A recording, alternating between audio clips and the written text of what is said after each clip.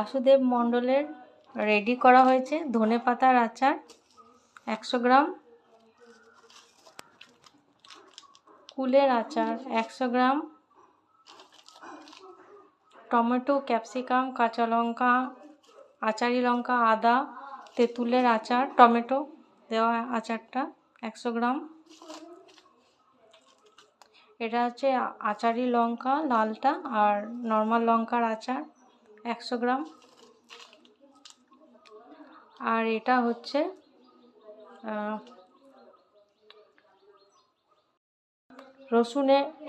রসুনের আচার 100 গ্রাম।